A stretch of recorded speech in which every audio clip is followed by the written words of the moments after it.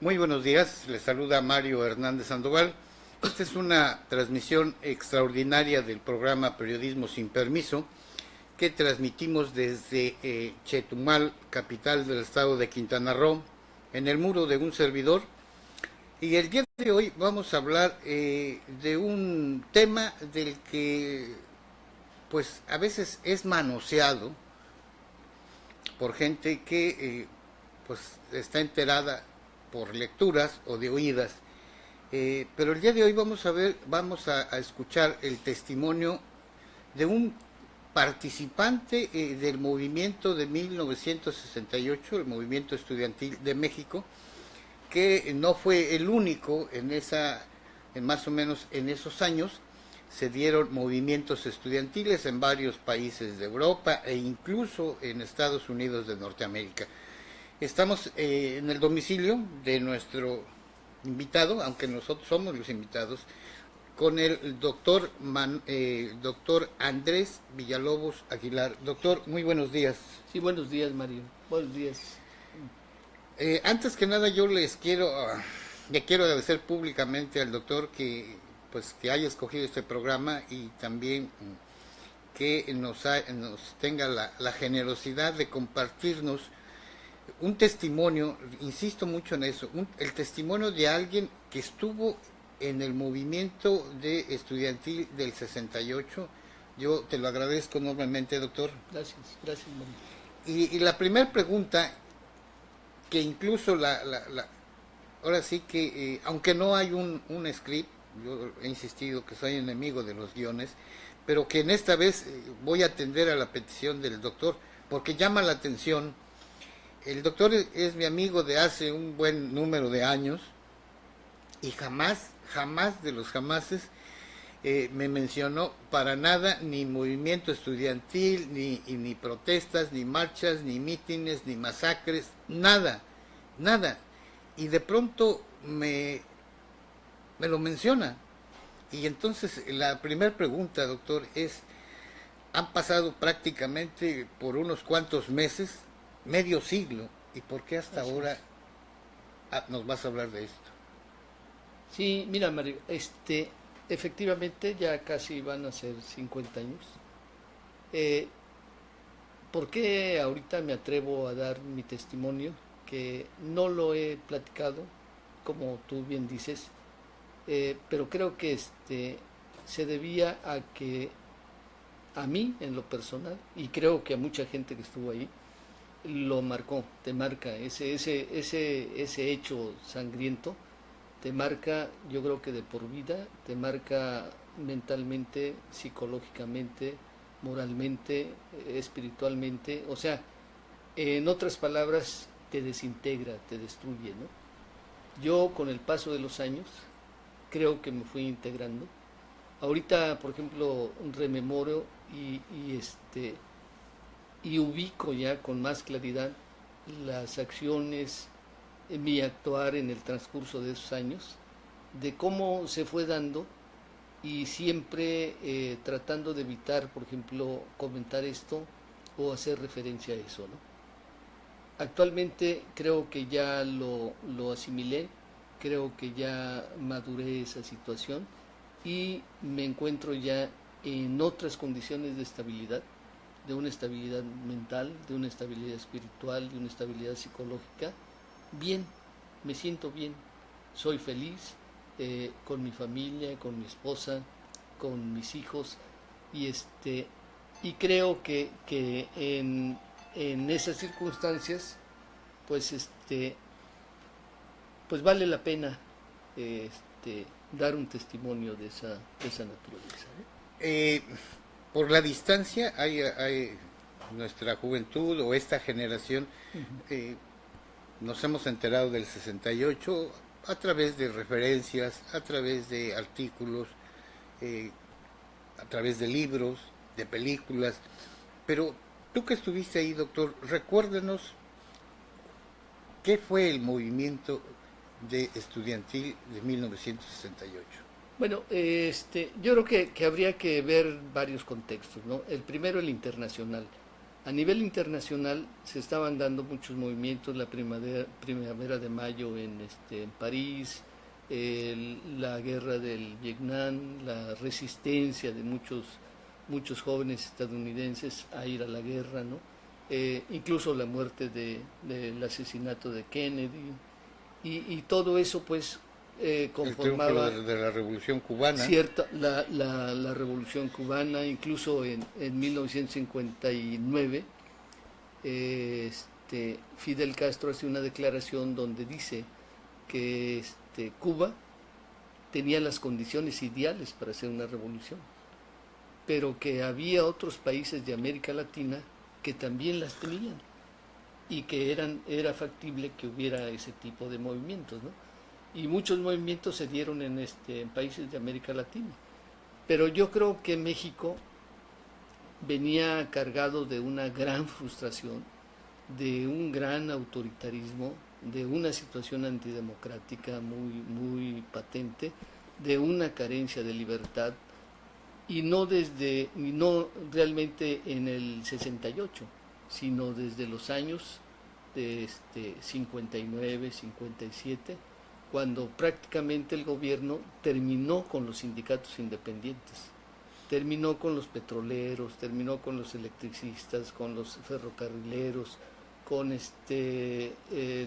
movimiento de los médicos, con el movimiento de los maestros, el movimiento revolucionario magisterial, con el movimiento de los médicos en el 64.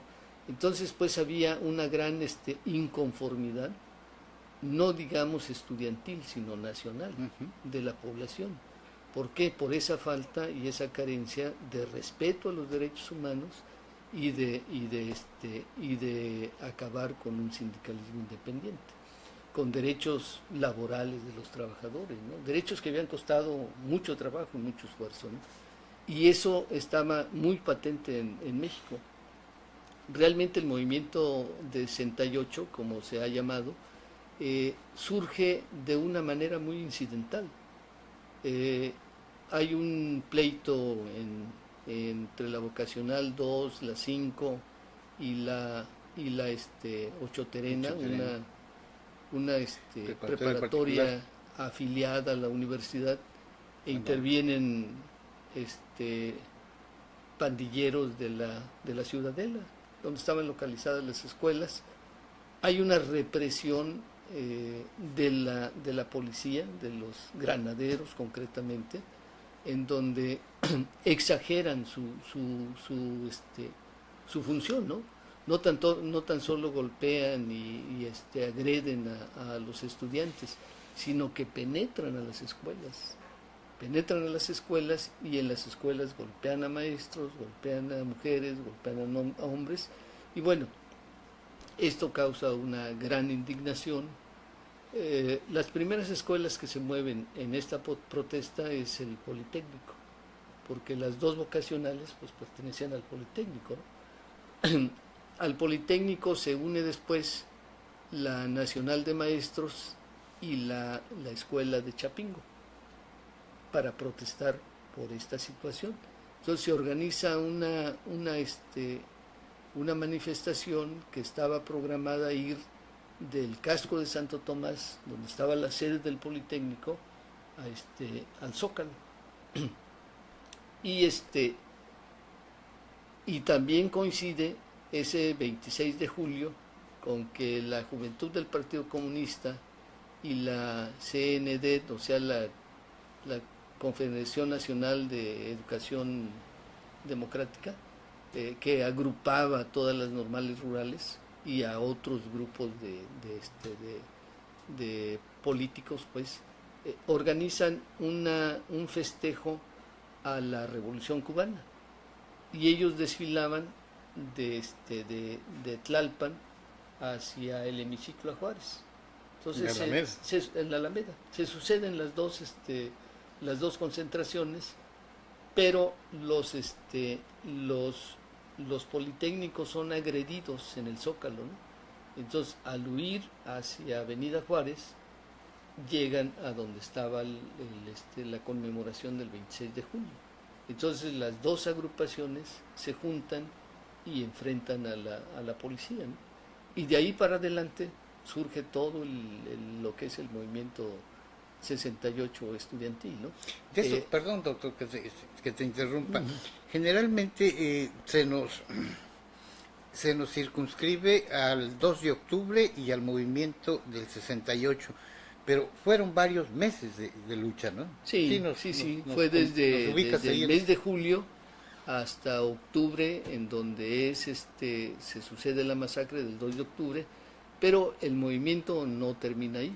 El movimiento, con altas y bajas, continúa, y yo creo que lo más admirable del movimiento, y creo que eso vale la pena recalcarlo, el movimiento no fue derrotado, se perdió una batalla, pero el movimiento en enero del 69, el Consejo Nacional de Huelga emite un documento en donde cancela o termina con el movimiento y convoca clases.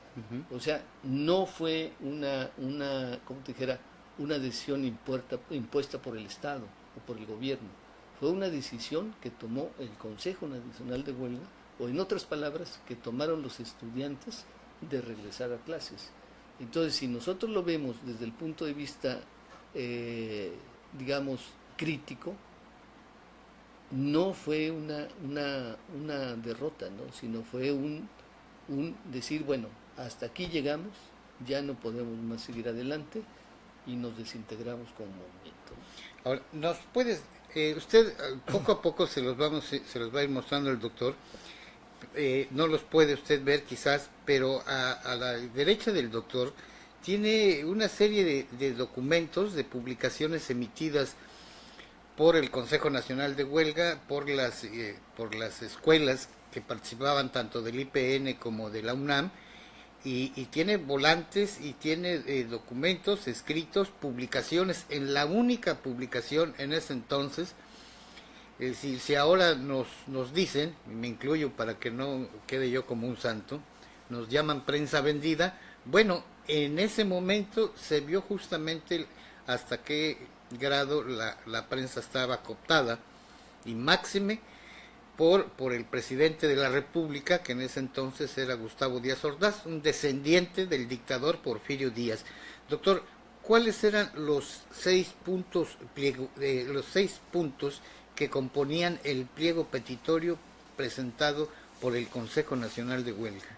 Sí, mira, ahorita que mencionas propaganda, cuando el movimiento se da, todas las escuelas y facultades forman sus comités de lucha. Forman sus delegados, y los delegados son, por escuela, los que los representan en el Consejo Nacional de Huelga. O sea, se forma un Consejo Nacional de Huelga con todas las escuelas, con todas las facultades, de todas las universidades y de todas las escuelas que participan ahí, normales, agricultura, tecnológicos, etcétera, ¿no? Y dentro de ese comité de lucha de cada escuela o de cada facultad se forma un comité de prensa y propaganda. Yo estuve integrado al comité de prensa y propaganda de la Facultad de Medicina de la Universidad Nacional Autónoma de México. ¿Por qué el movimiento tuvo tanto impacto en la población? Primero, porque éramos miles de activistas los que participábamos haciendo brigadas, ¿no? Las brigadas, ¿no? Que te conectabas con la población en los mercados, en los cines, en la calle, en todos lados. Y la propaganda se hacía básicamente en las facultades.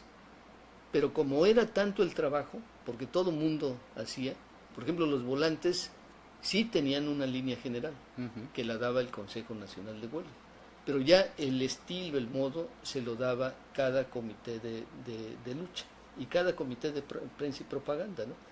Entonces llegó un momento en que el trabajo era tan abundante que hubo la necesidad de que compañeros hicieran pequeños grupos e instalaran prensas.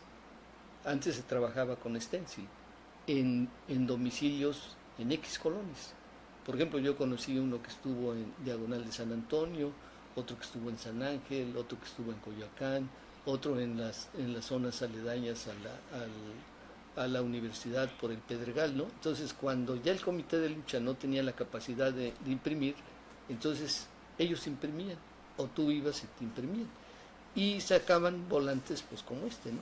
Que está aquí, ¿no? Y aquí en este, por ejemplo, viene los 6 puntos que eran: uno, la libertad a los compañeros que habían sido detenidos desde el inicio del movimiento. Luego, libertad a los presos políticos que ya estaban desde antes, ¿no? Como Siqueiros, Vallejo, Campa. Y muchos más, ¿no? Y la otra, desaparecer el cuerpo de granaderos. Y la cuarta, que es que los responsables del jefe de la policía del Distrito Federal y el subjefe, que eran Cueto y Mendiolea, fueran cesados de su cargo, ¿no? Y el otro, delimitar responsabilidades a los que habían cometido ilícitos en el ejercicio de su poder, ¿no? Y el último era que se indemnizara a las víctimas que ya había, ¿no? O sea, ya había gente lesionada, ya se hablaba de que había habido muertos en las represiones, y bueno, fue la bandera que se esgrimió. Si tú ves, por ejemplo, aquí no hay como en el caso de la primavera de mayo en París, que las peticiones fueron eminentemente educativas. O sea, ahí lo que se pedía eran reformas y modificaciones en la educación. Aquí son eminentemente políticas. Y se entiende por qué. Por lo que mencionábamos antes, ¿no? No había democracia. Eso es lo que te iba a decir. Aquí los 6 puntos están dentro de un contenido político, sí, pero el trasfondo de ese contenido político era libertades democráticas. Libertades democráticas y respeto a los derechos humanos. ¿Por qué? Porque manifestación que había, mitin que había, era reprimido. Por ejemplo, en el transcurso del movimiento se vio que cuando la policía no intervenía, cuando los ganaderos no intervenían, los mítines, las manifestaciones eran tranquilas, ¿no? Entonces siempre fueron los que provocaban la agresión, pues realmente eran las fuerzas públicas, ¿no? Ahora, se habla que, no se habla, sino para mí, que no quiere decir que sea la verdad total, uno de los testimonios publicados con más fieles, porque estuvo dentro, fue el que hizo Raúl González de Alba en el libro Los días y los años. Y él ahí en su exposición le da o destaca que gran parte del éxito y de la cobertura de la difusión del movimiento lo tuvieron las brigadas. Las brigadas y los volantes.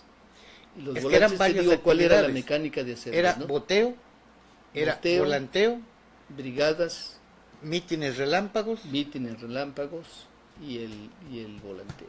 ¿Y tú qué hacías? Por ejemplo, nosotros nos integramos en 5 grupos. El Baruch, otro que le decíamos la Morsa, otros 2 que no recuerdo el nombre, y yo. Éramos 5. 3 vivíamos por el rumbo de Tlatelolco. Entonces tomábamos, por ejemplo, el trolebús, nos bajábamos en Salto del Agua, y de Salto del Agua hasta Tlatelolco nosotros íbamos volanteando hacia los 2 lados de la avenida, rápido, y bueno, con la consigna de que si nos persiguen o nos agreden, nos encontramos en una hora por decir algo, en la puerta de entrada de la catedral, o en X cine, ¿no? Ibas volanteando, ibas entregando y ibas caminando.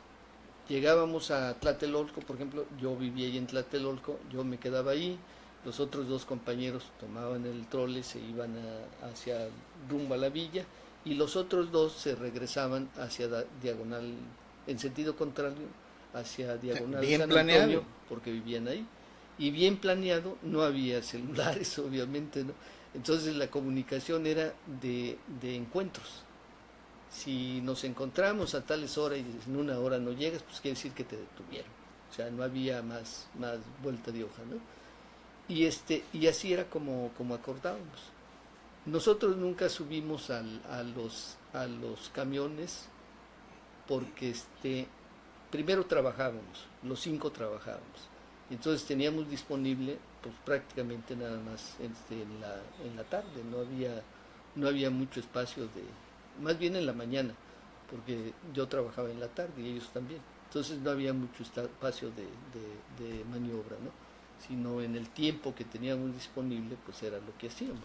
Y otros compañeros se subían a camiones, iban a mercados y boteaban. Nosotros nunca pedimos dinero porque era rápido. Ahí había que moverse rápido. ¿Por qué? Pues porque la policía llegaba. O sea, había gente que les En ese avisaba, entonces, ser estudiante era casi un delito, ¿no? era casi un delito, y más si te agarraban con propaganda o pintando paredes, pintando bardas, ¿no?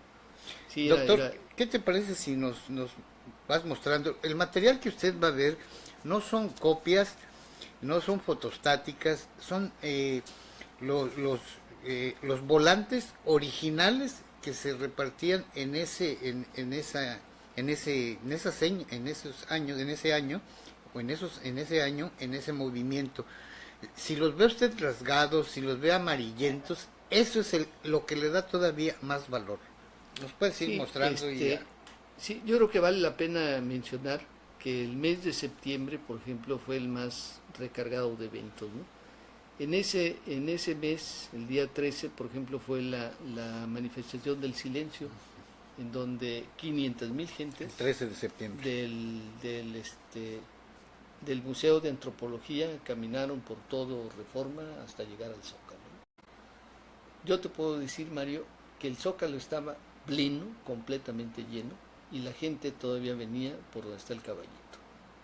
O sea, donde está ahorita el caballito que puso el artista moderno, ¿cómo se llama? El que diseñó la escultura de aquí de Chetumal. Sebastián. Hasta ahí. Y la gente no cesaba de llegar. Era una peregrinación. Dice Luis González de Alba que ya estaban terminando el mitin y seguía llegando, los contingentes seguían entrando a la plaza. Y lo más impresionante de todo era el sonido que oía. Dicen que es fuerte el silencio, y ahí era fuerte el caminar de la gente sobre Reforma. Y iban con los labios con esparadrapo, ¿no? Algunos con esparadrapo, algunos con cubrebocas, a otros sin nada, pero bueno, el silencio era absoluto. Y yo creo que eso impresionaba más que los gritos que había en otras manifestaciones. ¿Y para qué decidieron? Y la gente de los edificios aventando papeles, aplaudiendo, y se oía eso nada más. Ahora, esa manifestación del 13 de septiembre fue muy impactante y de mucha importancia para mantener más que vivo el movimiento, porque estamos hablando del Zócalo, que hoy cualquier o un grupo va y se planta en el Zócalo, en la plancha del Distrito Federal, en la Ciudad de México, pero en ese entonces el Zócalo era algo casi sagrado, sí. Donde únicamente era la entrada del presidente y el hasta bandera, y todo era así muy muy cuidado, ¿no? Entonces irrumpir miles y miles, cientos de miles ahí y llenarlo era algo inaudito, ¿no? Sí, ese fue, digamos, una muestra de la fuerza que tenía el movimiento, la aceptación popular que tenía, y sobre todo lo que tú dices, ¿no? Desacralizar la Plaza de la Constitución, ¿no? Hacerla popular, hacerla del pueblo, hacerla de la gente, ¿no? Y venía también otra respuesta o motivación de esto, es que Gustavo Díaz Ordaz, en su quinto informe, ya prácticamente les había anunciado que los iba a reprimir. Dicho con otras palabras, dijo que había sido tolerante hasta lo inusitado y que iba a terminarse eso, ¿no? Y entonces se reúne el Consejo Nacional de Huelga y dicen, ¿qué hacemos? Y a alguien de los delegados se le ocurre eso y lo proponen, y mira que fue impresionante, ¿no? Impresionante. Y además también porque había ya, por ejemplo, los periódicos habían atacado mucho que era una conjura comunista, que había el comunismo internacional estaba metido, que se obedecían consignas del Partido Comunista, que de los países socialistas, etcétera, ¿no? Que la figura del Che Guevara se ponía por delante, y ahí también fue un mentis de que también nosotros conocíamos la Revolución Mexicana. ¿Sí? Y ahí se llevaron héroes nacionales, ¿no? Madero, Villa, Zapata, todo, ¿no? Y los organizadores del lado nuestro calculaban en 500,000 gentes las que participaron en esa marcha, ¿no? En una de estas marchas, mítines y multitudinarias, ¿te llegaron a golpear? ¿Fuiste reprimido, encarcelado? Bueno, nos golpearon cuando el 22 de septiembre, 23 o 22 o 23 de septiembre, se hace la marcha del desagravio, ¿no? En el desagravio convocan a burócratas, convocan a vendedores ambulantes, convocan a gente pues que tenían sobre la cual el gobierno tenía control, ¿no? Y los hacen marchar en protesta supuestamente a que se había agredido el Lábaro Patrio y al poner una bandera negra, que se había violado la autonomía de la iglesia al tocar las campanas, y bueno, en esa marcha de burócratas nos infiltramos los estudiantes, empezaron a moverse. El caso es que termina en un mitin en contra del gobierno. Y dato curioso de esa manipulación, orquestación que hizo el gobierno, que encabezaba por ¿cómo se llama? Gustavo Díaz Ordaz, es que los trabajadores al servicio del gobierno que iban a apoyar al presidente y a desacreditar desacreditar digamos, al movimiento estudiantil, terminaron yendo en sus camiones y caminando diciendo, ve, somos borregos, ve, sí. no vamos, nos llevan. Sí, y termina en un zafarrancho, meten a la policía, meten a los granaderos, pero lo más impresionante fue cuando se abre la puerta de Palacio, no sé cómo le llaman, puerta mayor, creo, no sé, tiene un nombre esa puerta, ¿no? Y empiezan a salir tanques. Y era por la puerta donde entraba el presidente. Entra y sale el presidente. Sí. Tiene un nombre que le llaman, no me acuerdo cómo se llama, ¿no? El caso es que salen por esa puerta y se lanzan sobre la multitud. Salen tanques de guerra. Tanques de guerra. No unidades cualquiera. Ya los policías sabían, tanques de guerra y el ejército con bayoneta calada. Ahí sale. ¿Y te golpearon alguna vez o varias? No, ¿O ahí, te encarcelaron? ¿Te metieron ahí hubo golpeados, hubo lesionados por empujones. Hay gente, yo siento que muy decidida, muy valiente, que enfrentaba, por ejemplo, a los tanques, se les paraban enfrente, ¿no? Pero bueno, eso no puedes contra una máquina, ¿no? Pero fíjate, algo curioso, de valor. Hace unos años, no sé si todavía algunos lo recuerden, cuando en Tiananmen hubo un movimiento también, apareció una persona deteniendo un tanque y nos espantamos. Bueno, en ese meeting hay documentales donde los tanques y cualquier cantidad de tanques andan desfilando y los estudiantes entre los tanques, ¿no? Entre los tanques, sí. Y algunos se hacían a un lado porque no, Sí, te aventaban el tanque no, y se no, hacía no a un frenaban, lado ¿no? Sí, no paraban, sino lo aventaban. Pero Entonces se ven los se tanques entre la multitud queriendo sí. esparcirlos, arrollarlos, ¿no? Entonces ese mes es muy movido porque también es el mes donde toma la policía y el ejército el Politécnico, donde toman la universidad también, y bueno, ya en esas condiciones se llega al mes de octubre, en donde pues ya se cita al mitin del 2 de octubre con un volante como aunque los periódicos decían que en el mitin citaban al mitin y de ahí se iba a marchar al Politécnico a rescatar las instalaciones que ya tenía el ejército. Y eso es una mentira. Mira, por ejemplo, aquí hay un volante de esa época en donde se cita al mitin a las 5 de la tarde y no se dice que vaya a haber una marcha del mitin al Politécnico. Y así se llega a la noche del 2 de octubre. ¿Por qué no nos muestras? Hay un boletín en donde, tú me lo mencionaste, a ver si nos lo explicas en pocas palabras, ¿por qué el gobierno de Gustavo Díaz Ordaz convocó a aquella manifestación de desagravio y tiene aquí el doctor un volante donde está la versión del encargado de la catedral? Sí, Sí. Es este volante. Aquí, por ejemplo,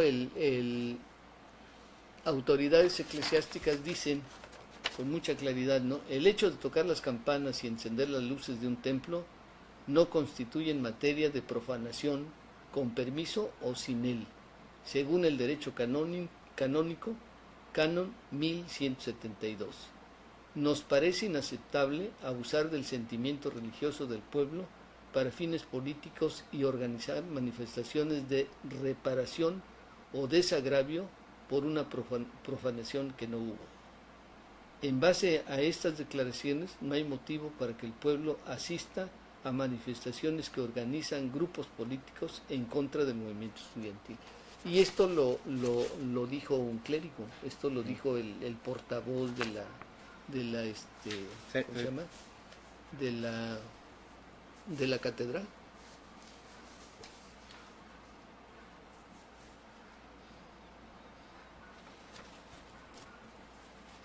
¿Qué otros? Muéstranos de todos para Por que ejemplo, los vayamos. este otro también habla muy claro de lo que se suscitaba, ¿no? Dice: a la opinión pública aclaramos que en los últimos actos que han ocurrido, los estudiantes solamente hemos hecho uso de nuestro derecho al defendernos y al defender nuestras instituciones, en condiciones de clara desventaja, enfrentándonos solamente con decisión a los tanques y a las metralletas de las fuerzas gobiernistas. Y eso es cierto. ¿Sí? No había, como dicen, armas para enfrentar, ¿no? Eran ideas contra tanques y metralletas, ¿no? Muéstranos algo más, tienes incluso dibujos, Por ejemplo, ¿no? estas son de caricaturas, otras propagandas.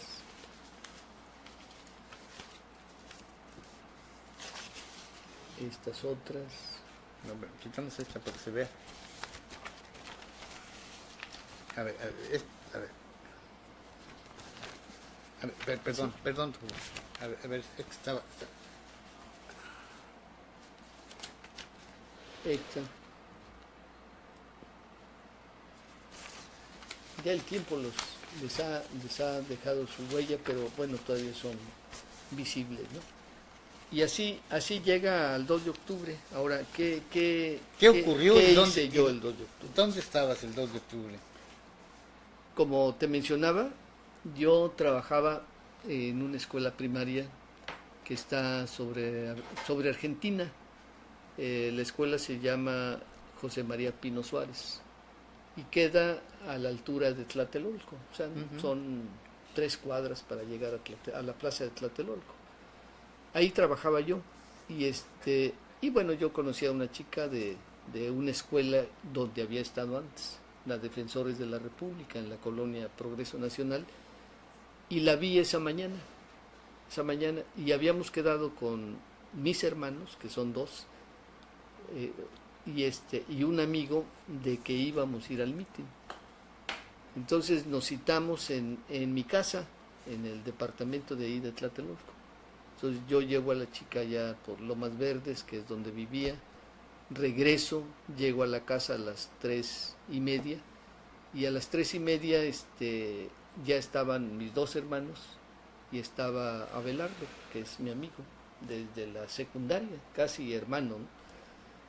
Y ya ya ellos ya habían comido, yo como, y a las 5:30 nos vamos a la plaza de Tlatelolco, ahí pues, está media cuadra, ¿no? Cuando llegamos nos instalamos en la parte posterior del lado derecho. Si nosotros hacemos una comparación, digamos, la plaza sería como esta mesa, aunque la plaza es cuadrada, no es rectangular, ¿no? Donde tú estás estaría el edificio Chihuahua, donde yo estoy estaría el Aguascalientes, donde está él estaría el edificio de Relaciones Exteriores, y donde está la Cámara estaría la iglesia de Santiago. Esa es la disposición de la plaza. Por cierto, esa iglesia de Santiago Tlatelolco, según Tlatelolco, dicen los cronistas de historia, fue la primer iglesia en Latinoamérica. Sí, después de los aztecas, ¿no? Y de aquí del lado del Aguascalientes hay un pasillo grande que conecta a lo que es hoy Eje Lázaro Cárdenas, que antes era ¿cómo se llama esa calle?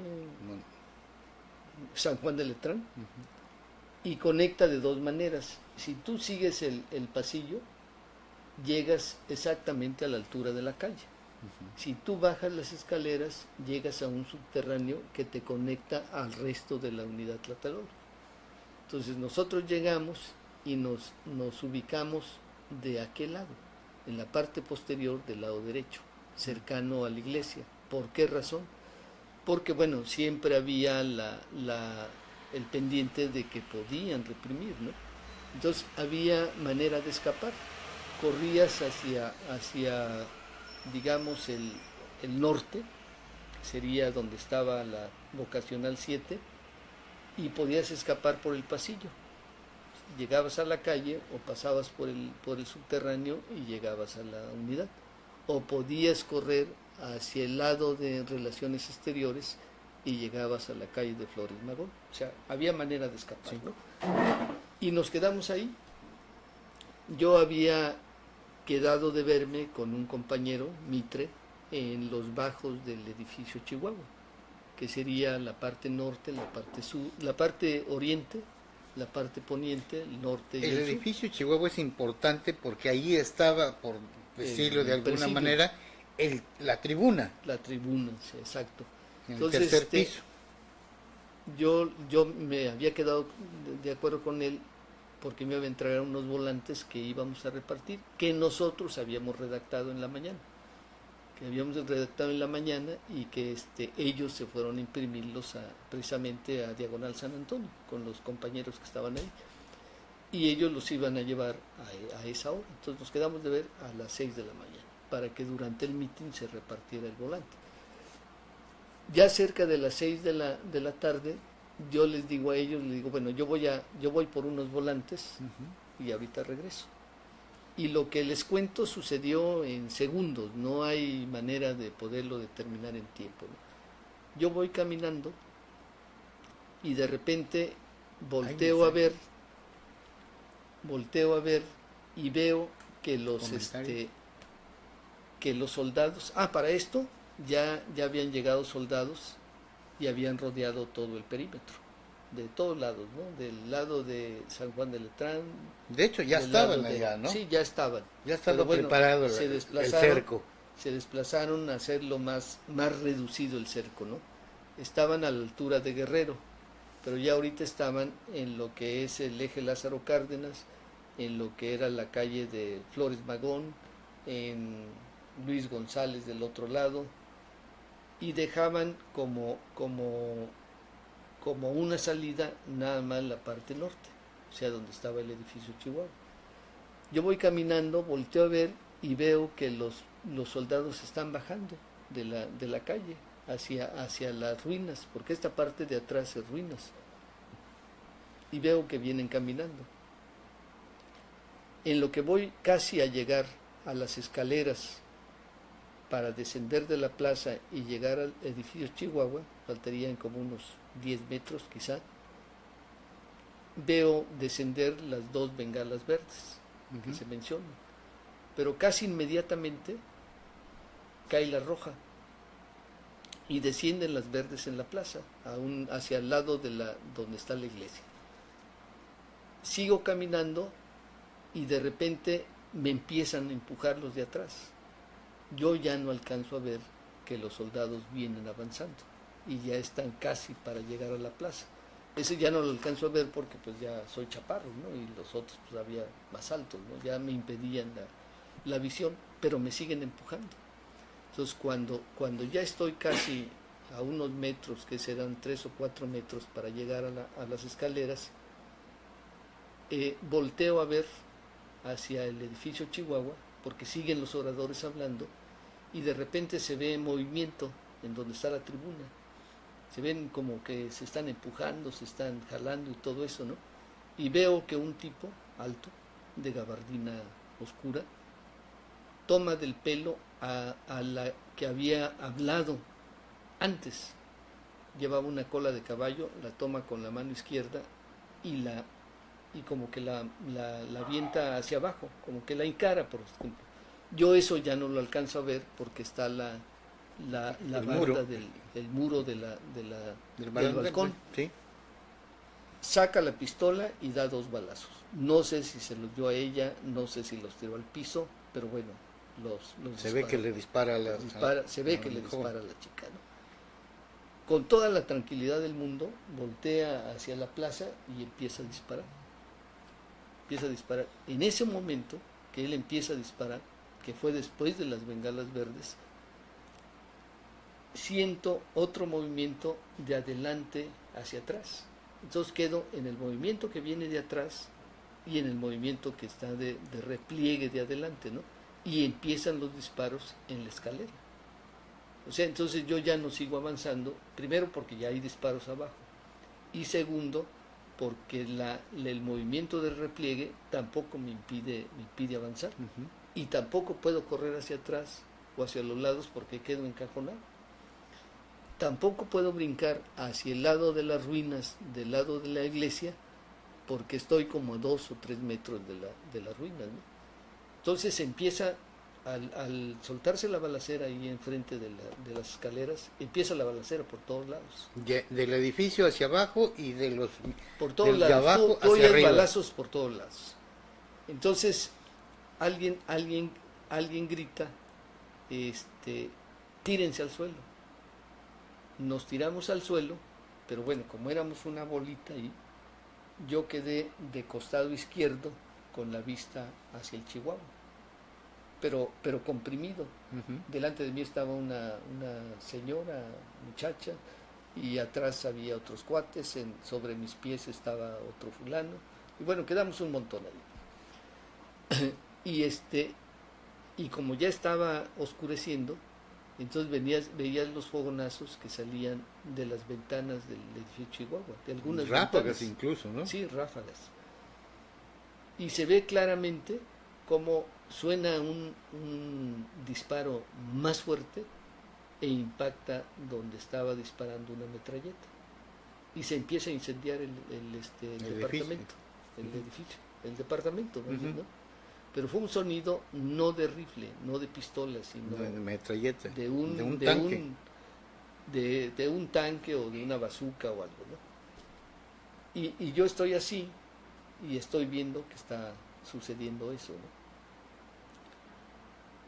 Pasa un ratito y la balacera sigue y empieza a llover.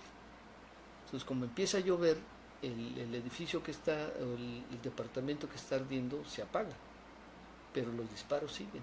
Y eso dura como, qué sé yo, no sé, una hora, media hora, no sé. Ahí sí ya como que pierdes el tiempo, ¿no? Nos quedamos tirados ahí y se suelta otra balacera. Y después otra más. O sea, fueron 3 así seguidas, ¿no? Cuando termina la última, ya nos quedamos ahí tirados, llegan los soldados y nos empiezan a levantar a patadas, ¿no? Ahora, hijos de quién sabe y a qué. culatazos, Sí, ¿no? sí, Cachazos. con la bayoneta calada, ¿no? Yo volteo a ver y yo pensaba pues que estaba en un grupo súper comprimido. No, yo creo que éramos ahí como 50 fulanos, no había más, ¿eh? Y si ven un video que pasan de la noche, del 2 de octubre, se ve un grupito ahí de personas que están ahí. En ese grupito estaba yo. Volteo y los soldados tirados al piso y nosotros les servíamos de trinchera. O sea, se protegían de nuestros cuerpos, con los cuerpos de nosotros, ¿no? Y ellos atrás. Entonces ya nos llevan y nos enfilan hacia la iglesia. Serán unas, ¿qué te diré? Como de aquí a media calle, ¿no? No es una distancia muy larga. En ese trayecto yo alcanzo a ver alrededor de 10 o 11 muertos tirados. Solo en ese pedacito. En ese pedacito nada más. Mujeres, creo 2, y hombres, ¿no?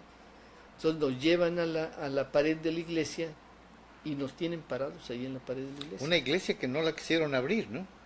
Que no la quisieron abrir. Porque llegó gente en la angustia. Llegó a pedir ayuda. Que abrieran las puertas sí, y nada. Entonces nos tienen parados y bueno, los insultos de siempre, las mentadas de madre, y ustedes querían una revolución, pues ya la tienen, ¿no? Que muy hombrecitos y todo eso, ¿no? Y bueno, con la amenaza del arma, ¿no? Y la culata, ¿no? Y lo que me llamó la atención a mí fue que ver la cara de los soldados. Fíjate, estaban apanicados y muchos coléricos, pero la mayoría los veías como no te diré, como que con temor, ¿no? Y la gente, por ejemplo, pues sí, tenía temor, ¿no? Pero los chamacos, los de vocacional, por ejemplo, los de prevocacional, agresivos los chavos, ¿eh? Por ejemplo, le decían al policía, al soldado, deja tu rifle y ahorita nos damos un entre, ¿no? Entonces los más grandes, que éramos nosotros, pues tratábamos de tranquilizarlos, de calmarlos, no provoquen, manténganse tranquilos y esto no es así y todo eso, ¿no? Y ya nos piden que nos quitemos los cinturones, que nos quitemos las agujetas. No sé qué tiempo pasaría, pero me imagino que ya era después de las 12 de la noche. Ay, perdón, doctor, discúlpame. Esas escenas no se olvidan. Hay 2 lugares específicos donde detienen a los estudiantes y los ponen pegada a la pared. Una es en la iglesia y el otro es donde están los elevadores a la subida del edificio Chihuahua, ¿no? Sí, eso, te digo, aquí existen muchas versiones, ¿no? Porque cada quien vio lo que le correspondía de acuerdo a donde estaba ubicado en ese, ¿no? Sí, yo he visto esas fotos también, sí. que los tienen sin ropa y en la parte de abajo. Eso yo no lo vi, te digo, porque no la visibilidad que yo tenía no era hacia muchos lados, sino era más bien hacia la parte de arriba, porque quedé del lado, entonces veía bien ese lado, y para acá pues había gente tirada, ¿no? Entonces, ya como es ahora, nos dicen, hagan una fila, que ya estábamos en fila, y nos fueron llevando a la parte posterior de la iglesia y nos metieron a la iglesia. Nos metieron a muchos, había hombres, mujeres, jóvenes, ancianos, etcétera, ¿no? Ahí nos tuvieron encerrados y yo voy caminando, pues no podía estar tranquilo, voy caminando y veo a una chica que no conocí tampoco, pero estudiante, ¿no? Sumamente mojada, Yo creo que ella no, todo el agua la recibió. Su blusa delgadita se transparentaba su ropa interior y Temblando. temblando, y yo creo que también en estado de shock. Entonces yo llevaba un saco de pana, café. Entonces me quité el saco, se lo di a ella, se lo puse y ya le dije, pues tranquilízate, ¿no? Y siéntate y cúbrete con esto y todo esto, ¿no? Sigo caminando y más adelante encuentro a mi prima, que también vivía ahí en Tlatelolco. Su cara no la puedo olvidar porque haz de cuenta que los ojos eran como unas canicas que daban vueltas así. Yo le dije, prima, ¿te sientes bien? No, no me contestó. ¿Me escuchas? Nada. Soy Andrés. Y sí, sí, Andresito, sí, cómo no. Le dije, mira, si te preguntan si me viste, diles que me vistes vivo y aquí, en este lugar. Tú ibas con la idea de que hubo muchos muertos y de que a lo mejor tú tampoco la librabas, ¿no? Entonces, le digo eso a mi prima, pasa un tiempecito más y dicen, bueno, van a ser dos filas, por un lado las mujeres, por otro lado los hombres. Entonces ya mi prima se la fila en las mujeres, yo la fila en los hombres, y ya al salir del templo, ya el ejército nos entrega a los granaderos. Entonces ya son los granaderos los que tienen el control. Y lo mismo, ¿no? Empujones, patadas y todo, ¿no? Y nos llevan en fila india y nos van formando en la parte, digamos, norte del templo, que era un patio grande, que llegaba hasta la calle Flores Magón. Entonces, de la plaza hasta la Flores Magón, estaba eso. Y había filas, éramos como unas, ¿qué te diré? Unas 20 filas de gente que está así parada, de hombres nada más, aparte las mujeres que se la llevaron para otro lado. Yo alcanzo a ver a un compañero, Sergio, que estuvo en el internado conmigo y que estaba haciendo sus pininos de periodista. Después se fue a Oaxaca y ya se convirtió periodista, ¿no? Entonces, de donde yo estaba, serían unos, que te diré, como de aquí a la puerta. Le grito, Sergio, y yo veo que sí me ve, o al menos yo eso creí, ¿no?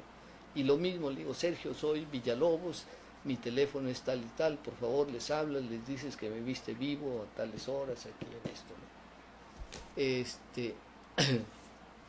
Ya le digo, y veo a otro compañero vestido de blanco que también estaba en medicina, que también fue mi compañero en la secundaria, le decíamos el oso Barney, y le grito, oso, no, pues ese no me alcanzó a ver ni me alcanzó a escuchar.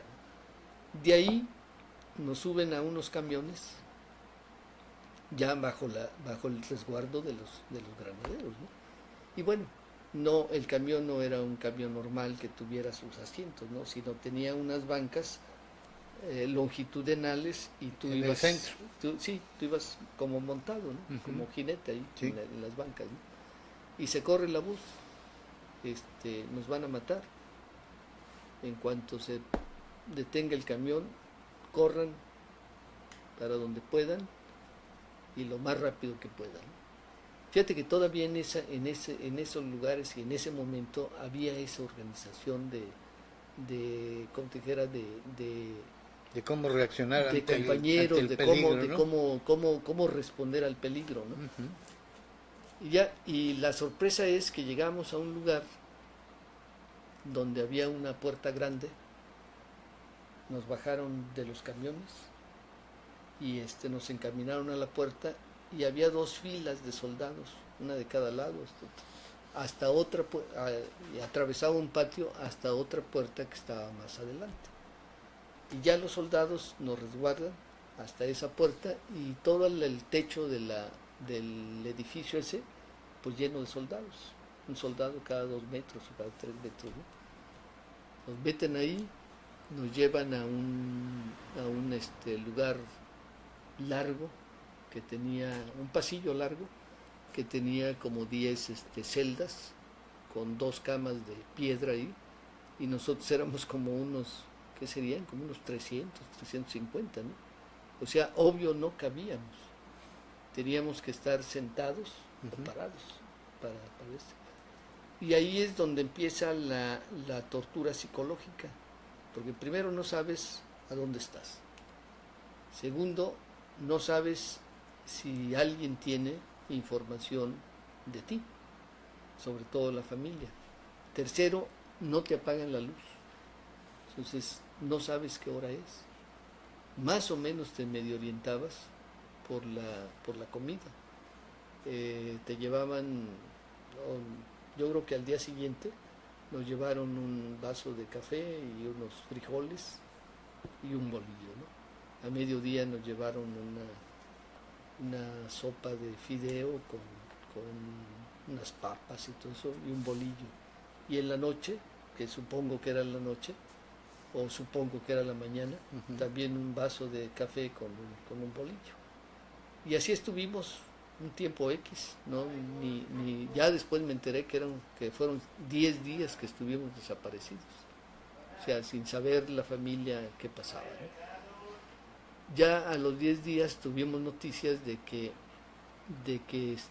pues ya nos buscaban, de que incluso ya habían contratado licenciados para que siguieran nuestro juicio, ¿no? Y la primera, bueno, pero ya dentro de la crujía esa, ya después me enteré yo que era la prisión esta de Santa Marta Catitla, ahí nos llevaron. ¿Dónde están hoy las mujeres? Pero bueno, ya eso ya lo supe mucho después, ¿no?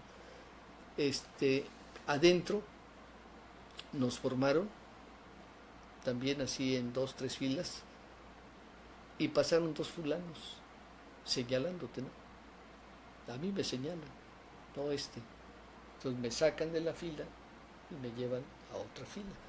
Y estos cuates eran 2 personas que yo vi en la Facultad de Medicina, que yo siempre creí que eran infiltrados. Sí, que yo siempre creí que eran alumnos.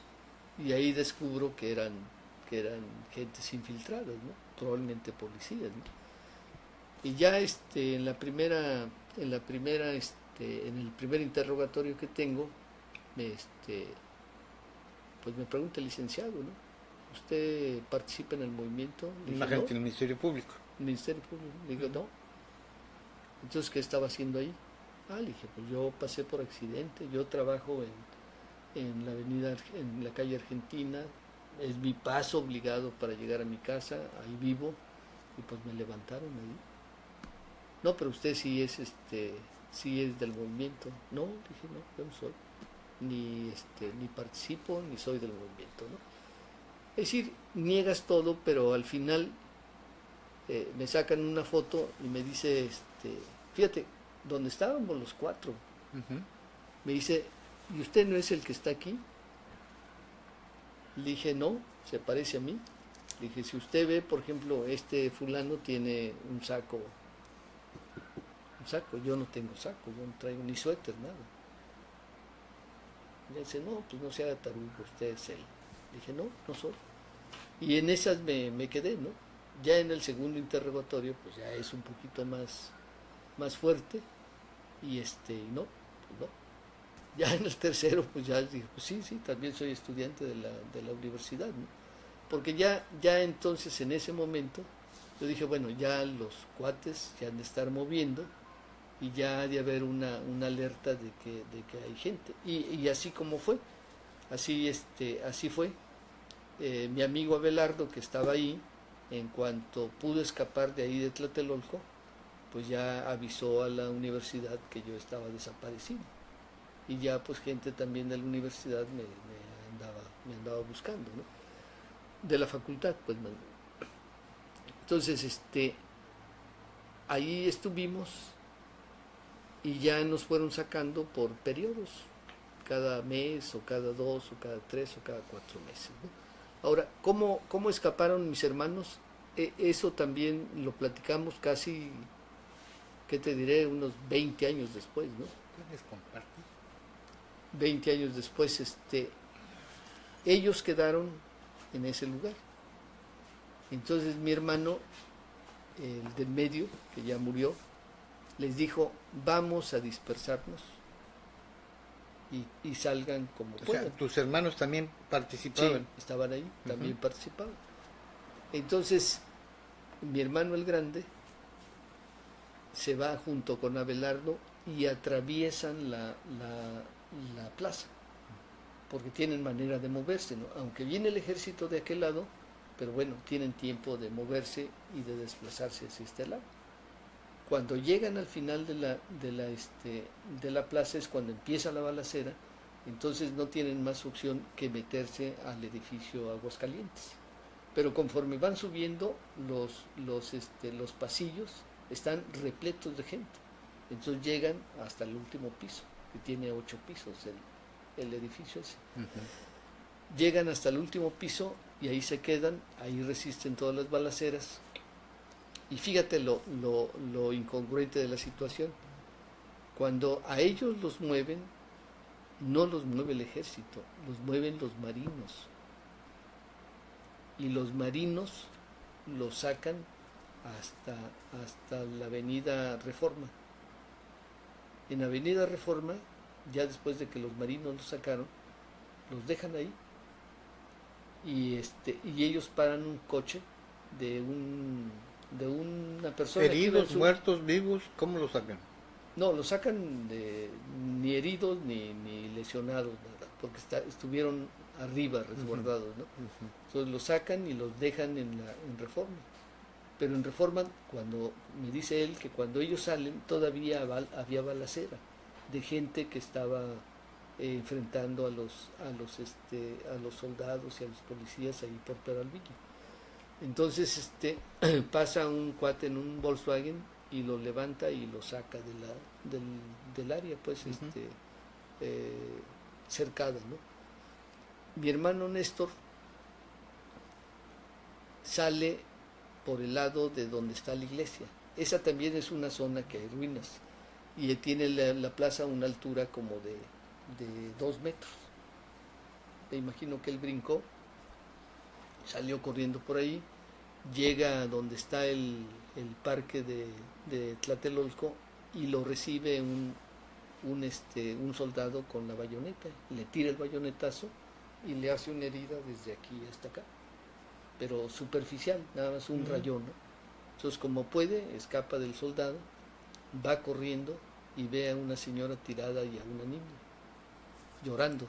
Entonces levanta a la señora, carga a la niña y sale por Flores Magón cargando a la niña y con la señora y sangrando, obviamente, ¿no? Entonces lo dejan pasar y pues él también vivía ahí en Tlatelolco, o sea, no hubo mucho que desplazarse, ¿no?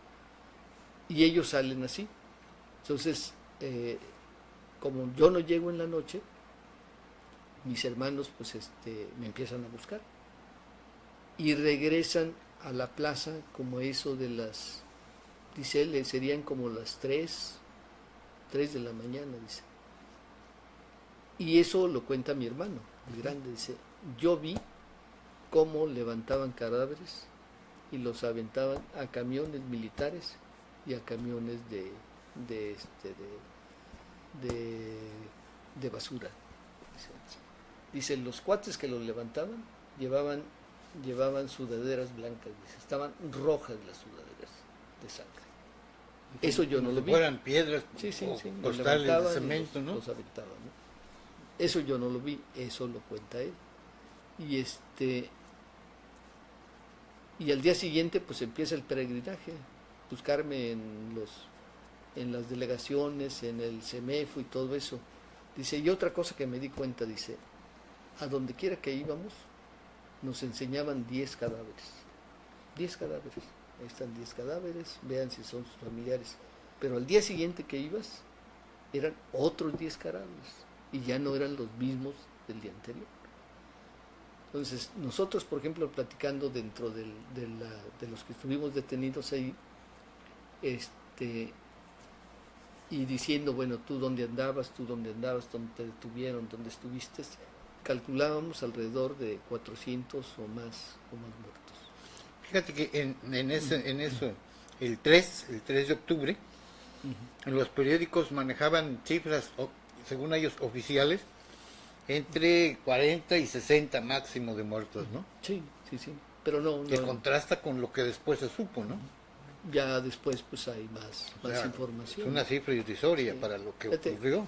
Fíjate, por ejemplo, ahí que estuvimos encerrados, yo no sé cuántos días después, pero encuentro a dos amigos, a uno que estuvo en la secundaria conmigo y a otro que nació en mi pueblo, que fuimos amigos desde secundaria, desde que éramos niños y que estudiaba en el Poli, a Renan y a Camero.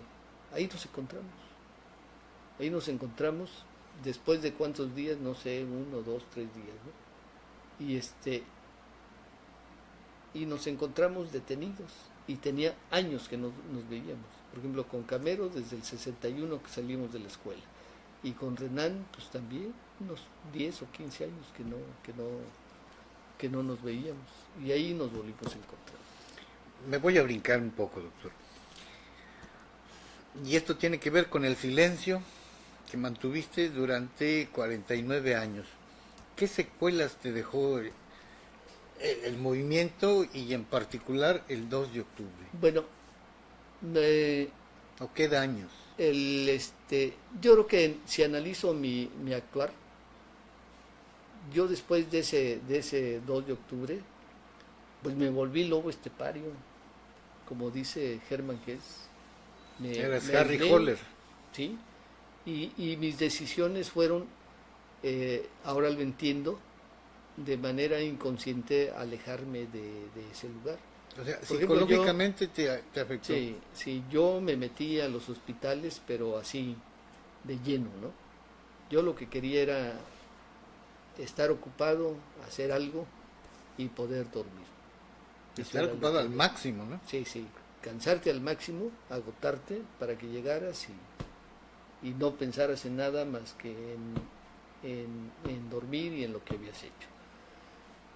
Y analizo, por ejemplo, una decisión que tomé cuando hice el servicio social, que ya te había comentado, ¿no? Yo tenía la opción de pedir 2 lugares. Yo pido Yajalón, que se encuentra en la sierra de Chiapas, y pido Mulegé, que se encuentra en el desierto de Baja California. Hoy digo, bueno, ¿cómo sin ninguna lógica pido 2 lugares que están diametralmente opuestos, ¿no? Pero ahorita entiendo y muy lejanos que era ese inconsciente de alejarme de situaciones que en algún momento me hacían daño o me lastimaban, ¿no? Y ahora las entiendo bien, ¿no? Las entiendo bien, pero sí te cuesta trabajo, sobre todo adaptarte a convivir otra vez con la gente, ¿no? A volver a relacionarte con la gente. Antes de hacer esta... La familia, por ejemplo, decía, tú cambiaste mucho. Pues sí cambié, modifiqué muchas cosas, ¿no? Pero ahorita siento que ya llegué a una paz de tranquilidad, ¿no? Hemos escuchado una frase que creo que ya hasta es un lugar común, pero yo le voy a pedir al doctor que nos las comparta.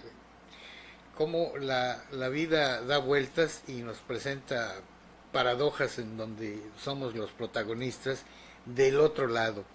Tú me comentabas que ya practicando, ya como médico, te tocó atender a 2 de las gentes que estaban del lado de los agresores, ¿no? Compártenos, por favor. Sí, en 1970 yo hice el internado en el hospital de Joco, es un hospital de sangre, ¿no? Donde llegan del DF, donde llegan toda clase de heridas, ¿no?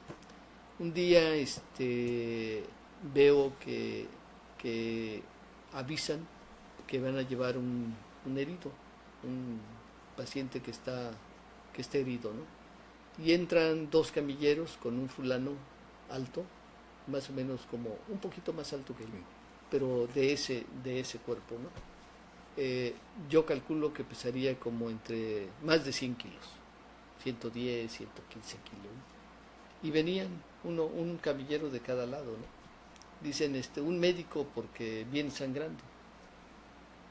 Yo estaba en ese momento de guardia, no me acuerdo si era mediodía o en la tarde. Ya pero como bueno, médico, ya en ejercicio. como interno, de pregrado ahí.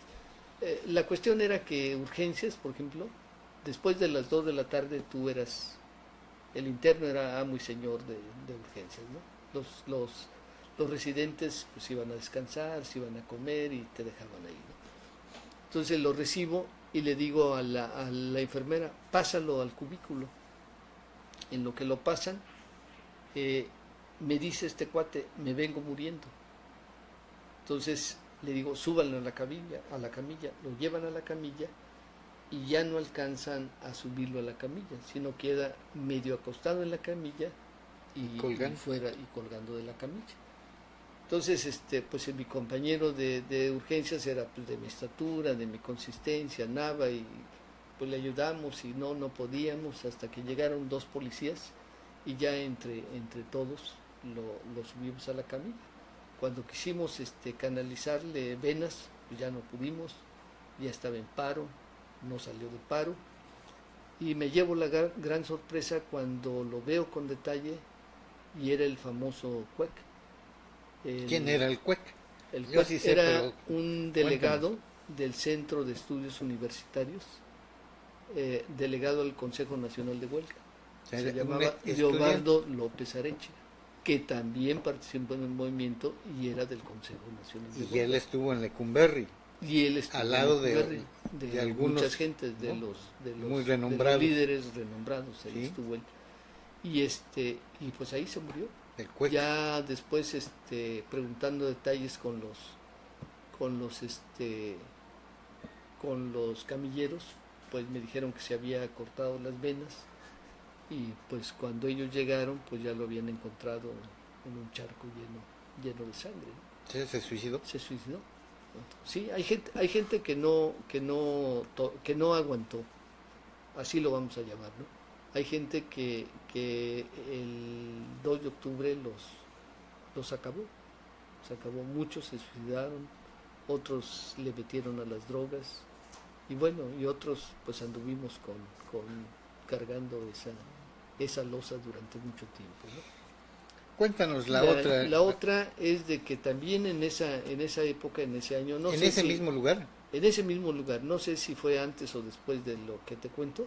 Estando como internado. Estando también de interno ahí, un día entran como 10 judiciales con metralleta en mano, ¿no?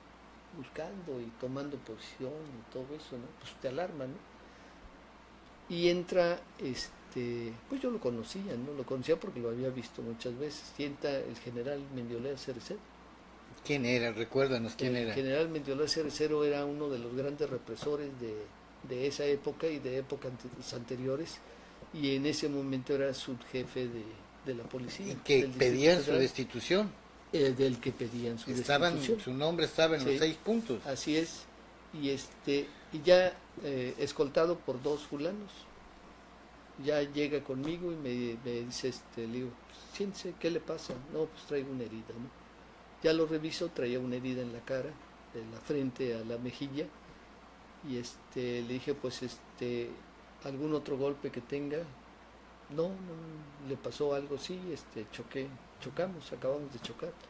Se golpeó en la cabeza, no, en alguna pierna, en un brazo, no, nada, pues el golpe es aquí. Se siente bien, tiene náuseas, está mareado, no, perdió el conocimiento, no. Dije, bueno, pues lo vamos a suturar. Le dije, acuéstese. Dice, no, aquí sentado. Valiente. Aquí sentado, ¿no?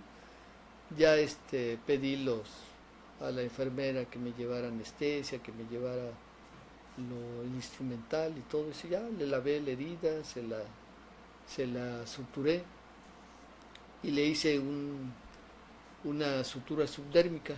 Bien, ¿no? Y me dice, y me cosió bien. Dije, bueno, pues lo mejor que se pudo. Doctor, ¿y sabías sabías que tenías ahí frente a ti a un represor, una persona que hizo mucho daño a los estudiantes, Claro, y, claro que, que y que sí. comandó gente que lastimó a Sí, muchos lo estudiantes. reconocí ¿Qué de sentías inmediato. en ese momento de tenerlo en tus manos? Pues yo creo que te llegan muchas ideas, ¿no? Muchas cosas, en ese momento. Primero dices, bueno, este cuate golpeó, probablemente haya torturado, Matado, matado, ¿no? desaparecido. Y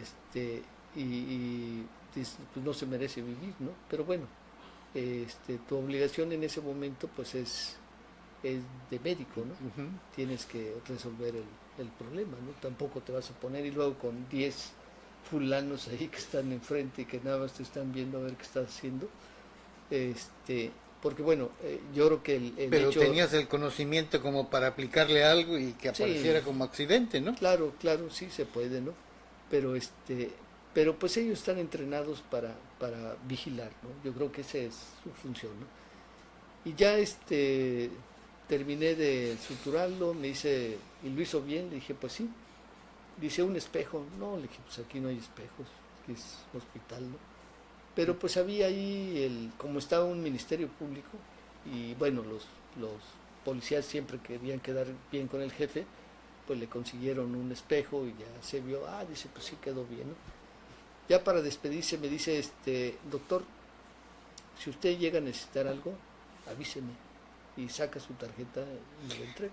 Tú sí sabías quién era. Sí, Y desde un principio. él nunca te preguntó si, si No, habías estado en el movimiento o nada. nada. No, ni platicamos, ni comentamos nada, ¿no? Simplemente yo hice mi trabajo, él ¿Y permaneció alguna vez lo conmigo. buscaste? No. No, cuando salí de ahí, llega el residente de cuarto año. Había residentes de cuarto año ahí, Lagunes. Y me dice, oye, ¿qué pasó? Porque vio el movimiento, ¿no? Y le dijeron que había habido policías y todo eso. Oye, que hubo una bronca, que... No, le dije, pues llegó el jefe de la policía aquí, herido. ¿Qué pasó? No, pues ya lo suturamos y se fue bien. Digo, por cierto, me dio su tarjeta. Dice el general Cerecero, sí. ¿La vas a utilizar? Le dije, no, dámela, ¿no? Sí, te la regalo. Era como una llave, ¿no? Y ahí terminó el incidente de este cuate, ¿no? Pero pero bueno, así es la vida, ¿no? A veces te presenta circunstancias que no esperas, ¿no? Pero sí. A nivel de país, de sociedad, de valores, de luchas, ¿qué nos dejó el movimiento estudiantil? Que lo Yo creo estemos que, disfrutando ahora, sí, para bien o para mal. yo creo que dejó muchas cosas, mira. Por principio, el, el régimen, dentro de sus límites, tomó medidas que beneficiaron, ¿no? Por ejemplo, se legalizaron los partidos políticos, se legalizó el Partido Comunista, se hicieron cambios un poquito más democráticos, hay comisiones de derechos humanos. Yo creo que a largo plazo el movimiento ha influido en muchos de esos cambios, ¿no? Hasta en la manera de vestir. Sí, las libertades fueron más, como te dijera, más plenas, ¿no? Claro, no vivimos en un paraíso, pero pues no vivimos en las condiciones de esa época, ¿no? Los movimientos sindicales, por ejemplo, se formaron los sindicatos universitarios que con una independencia que no están bajo la férula del gobierno.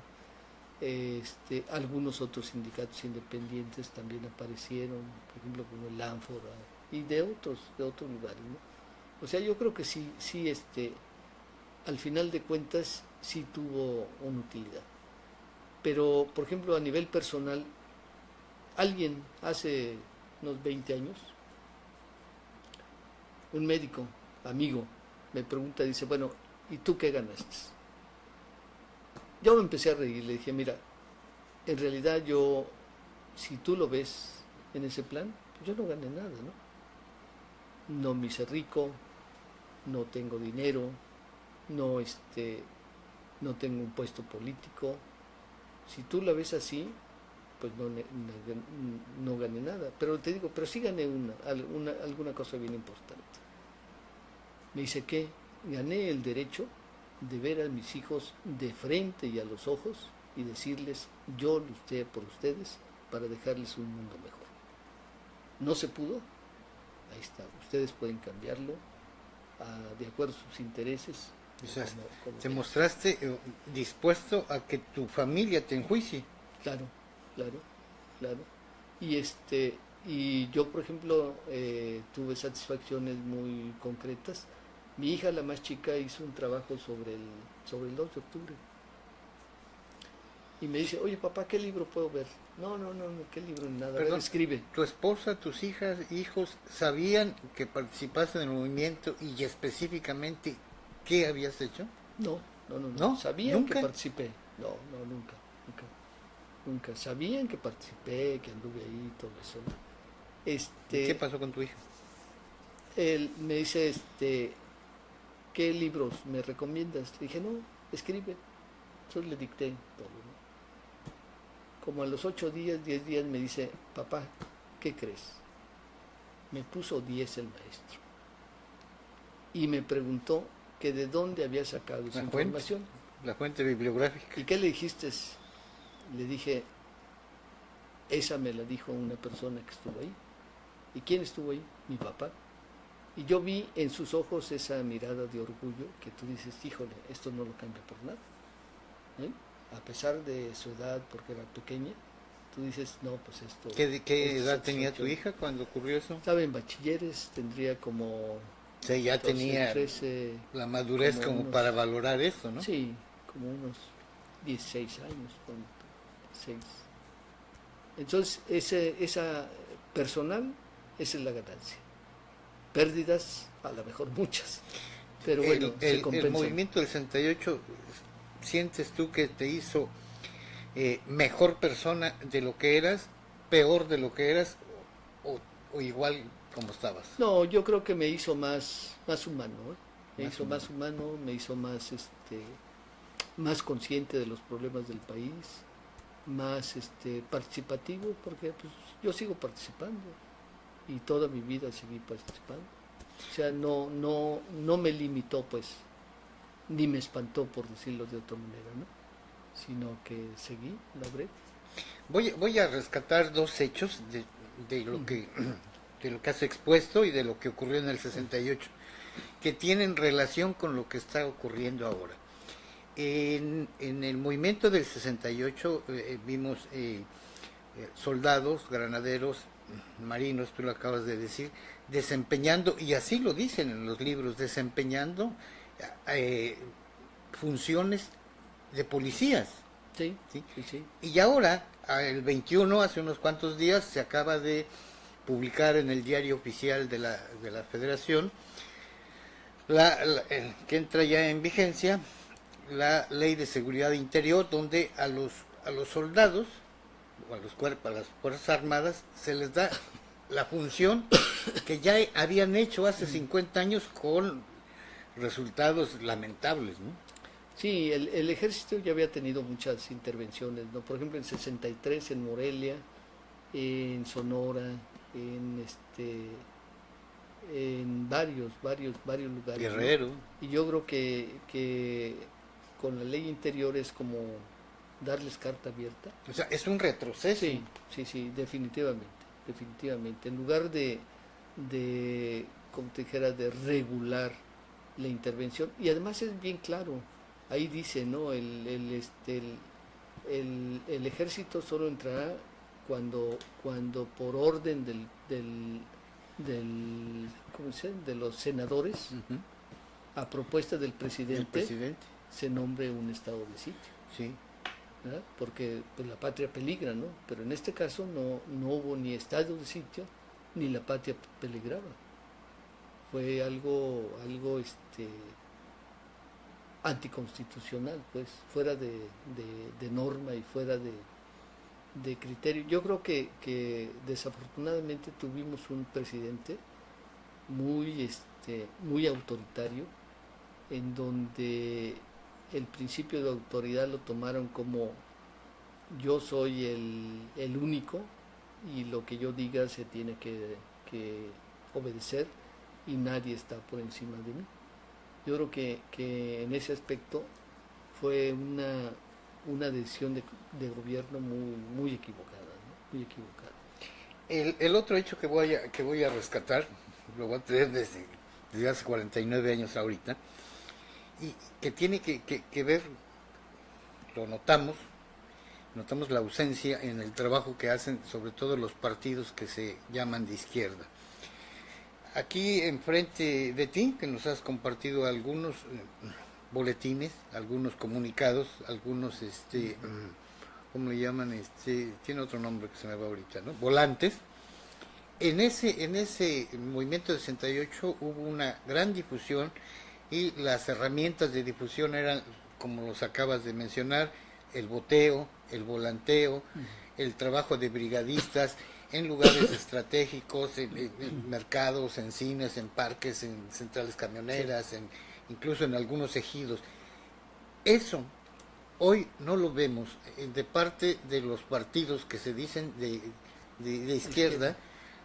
No vemos nada de ese trabajo, se circunscriben ahí a mensajitos o algún trabajo en redes sociales, pero no vemos que rescaten o que abanderen luchas sociales, que hagan un trabajo de difusión de sus actividades o de sus posturas respecto a algunas acciones de gobierno. No vemos nada. ¿Por qué, doctor? ¿O qué dice esto? Yo creo que se olvidó la línea política, ¿no? Por ejemplo, todos los filósofos que han estudiado leninismo, marxismo, mencionan claramente que el partido debe de encabezar las demandas populares que esa comunidad, esa ciudad o esa población tenga, ¿no? Demandas que son sentidas para la población, ¿no? Y aquí sí, efectivamente, como tú dices, ¿no? Como que han abandonado ese trabajo de... Es una oposición ese trabajo político, cómoda, ¿no? ¿no? O sea, sí, porque piensan que bueno, voy a jugar de diputado y con 10 días que haga propaganda ya tengo mi imagen, ¿no? Pero yo creo que también la gente lo ha facilitado porque la gente no se ha interesado por enterarse políticamente de lo que está sucediendo en el país, ¿no? Porque desgraciadamente como dijéramos, nos compraron con despensas y con pagar el voto, ¿no? Entonces para la gente es muy cómodo decir, bueno, me dieron 2,000 pesos o me dieron 1,000 pesos por mi voto y además mi despensa, ¿no? Pero eso lo pagan a la larga con todos las políticas negativas que van en contra del ciudadano, ¿no? Estamos viviendo en una época de neoliberalismo descarnado. Fíjate donde que el hombre no le interesa. Eso, interesa el capital. Eso que dices lo notamos en los partidos y en los representantes que tenemos en los espacios de poder, llámese desde una regiduría, gobernaturas, legisladores federales, estatales. Los grandes filósofos, los luchadores sociales, o quienes han encabezado causas multitudinarias o de masas, nos dicen que a diferencia de otros, el revolucionario, el luchador social, pugna por transformar a la sociedad, y lo que vemos ahorita son reformistas o que nada más piden un cambio, pero no transformar. Sí, mira, por ejemplo, yo cuando leía al Che Guevara, yo sentí al principio que había algunas contradicciones en lo que decía, pero lo he llegado a entender bien. Por ejemplo, decía, el guerrillero, para que se asuma como tal, el último escalón que tiene que subir es amar profundamente. Tú dices, ¿cómo? Amar si se está preparando para luchar, se está preparando para agredir en determinado momento, ¿cómo amar profundamente? Y lo complementa, sí dice, debe amar profundamente porque cualquier muerte de cualquier niño que suceda en cualquier parte del mundo le debe doler como si fuera propia. Entonces el líder debe asumir esos compromisos. Es decir, tus problemas son mis problemas. Uh-huh. Y vamos juntos a luchar por resolverlos. Sí. No alejarse de la gente, ¿no? Sino al contrario, penetrarse en la población para abanderar las dolencias que esa población tiene. Creo que ahí es donde ha fallado mucho en los partidos, ¿no? Tenemos, voy a agradecer a las personas que están viendo este programa y nos mandan saludos de Baja California, Magia Onofre, que es una compañera que ves participa en nuestro programa, y Malú Morel, que es de Argentina, muchísimas gracias. Y bueno, doctor, también a nuestro compañero Gonzalo, que estuvo con nosotros, le mandamos un abrazo, y en general a todos, pues los mejores deseos para el año que viene. Doctor, cierra este programa como tú gustes. Pues lo cerraríamos con los medios de comunicación, ¿no? Mira, ya la pilita está por acabarse, ¿no, doctor? Así es, ¿sí? Que no nos va a alcanzar mucho tiempo. 20 minutos tenemos. Mira, por ejemplo, con algunos entonces. Los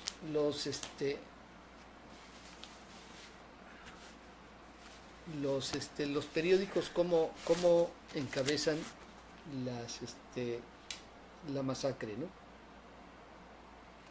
Uh-huh.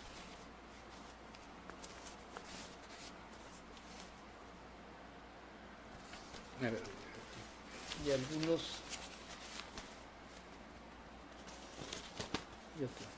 trágico, más de 30 muertos. 30, cuando 30 fueron muertos, según miles, ¿no? Sí. Ahora, yo creo que yo me he preguntado, porque incluso Díaz Ordaz una vez lo dijo, que si había muertos, ¿por qué no los anunciaban? Y creo que ahí vale la pena hacer una reflexión. Hay que tomar en cuenta que la gente que murió era gente muy humilde, sí, la de México, porque los que participaron fueron gentes de clases populares, de colonias populares, y los estudiantes que participaron, la mayoría eran estudiantes de provincia, donde sus familias eran campesinos, eran obreros. ¿Tú crees que un campesino se va a poner contra el gobierno? Va a decir, pues no. Entonces, por eso es que muchas muertes, creo yo, permanecen aún 24. Aquí mencionan 24 y 500. Entonces no es posible. Yo creo que ahí, en esa época, los medios de comunicación se pusieron en una evidencia bien clara, ¿no? Al servicio, por eso les gritaban prensa vendida. Al servicio del poder. Por eso les gritaban prensa vendida, ¿no? Al servicio doctor, del poder. Se nos acaba, doctor. Yo te agradezco muchísimo. No, al contrario. Y admiro tu valentía. Solamente me resta darte las gracias al compañero que nos estuvo aquí apoyando, muchísimas gracias. A las personas que nos mandaron saludos, muchísimas gracias. Y a todos les deseo los mejores, que se cumplan sus mejores anhelos a partir del 1 de enero. Nos vemos en la próxima emisión, ya con la asistencia de nuestro compañero Gonzalo Hermosillo. Muchísimas gracias.